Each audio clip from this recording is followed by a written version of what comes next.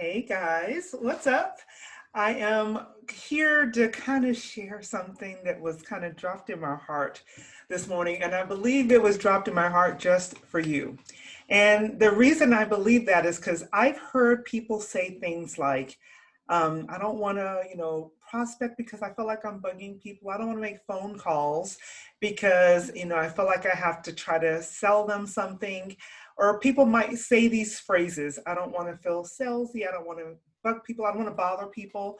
If you've ever used those phrases, then I want you to hang out here with me for just a couple of minutes because I'm going to give you the difference between chasing someone and following up effectively in, prospecting in a way that's going to cause you to attract new clients into your business. And it's not the way you probably think. I tell you a lot of things around sales strategies, a lot of things around utilizing your CRM and all of those things, which are absolutely important. But today we're taking a different road. We're going to talk a little bit about you and how you might be approaching people and how you approach people and how it might come across to those people. In other words, how you see and think about yourself and how it might be either attracting the right people or repelling the people that you really need to be serving. So my name is Tish Times. I am a sales and networking expert. My company is called Tish Times Networking and Sales Training. I also run a professional networking organization called Network in Action here in Phoenix, Arizona, and I work with people all across the nation. And that's why I've heard these things over and over again. I have had people who had phenomenal abilities, talents, and gifts, and they held on to them because they were afraid of what we're talking about today, that feeling salesy, feeling like you're bothering people, not wanting to be that person who's constantly kind of, knocking at someone's door. And I think it is important to acknowledge that if we are constantly like knocking on someone's door, constantly calling them, we might offend them. There's even a scripture. Let me tell you, there's a scripture in Proverbs 25:17. And it says, don't visit your neighbors too often, at least they hate you. So this is a real thing, right? It's absolutely possible for us to be too much. However, there is a balance, and the balance doesn't necessarily come from your strategy.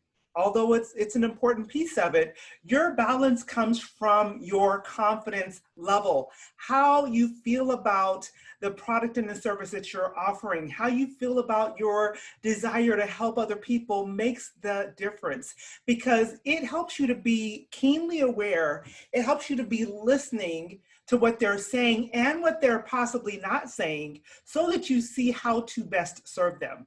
If when I approach a situation with me in mind and not you in mind, it's more likely that I'm going to be more concerned with getting you to say yes to me than I am hearing what you're really saying and serving that need.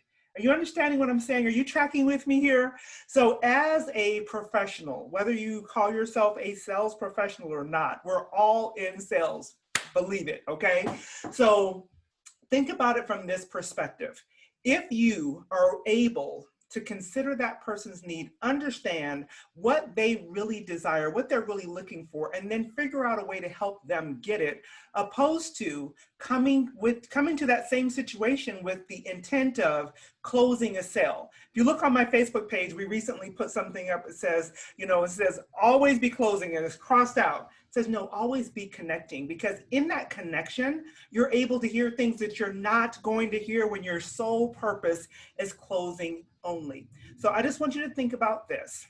When you have that unstoppable confidence in your ability to help someone get what they really need, then you'll have unshakable faith in your ability to help them in that. You'll be able to see things differently, to hear things differently, to approach it differently, and to cause people to hear you differently, which means you're going to be magnetic instead of a repellent, and have more opportunities to share your services, your gifts, your products, all of those things. I promise you this does make a difference. So rethink it all.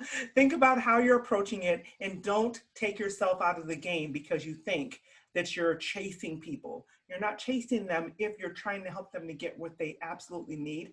When they are not ready, that's okay. The time may come when they are, but in the meantime, there's many other people who are ready, who need what you have to offer, and who will say yes to you.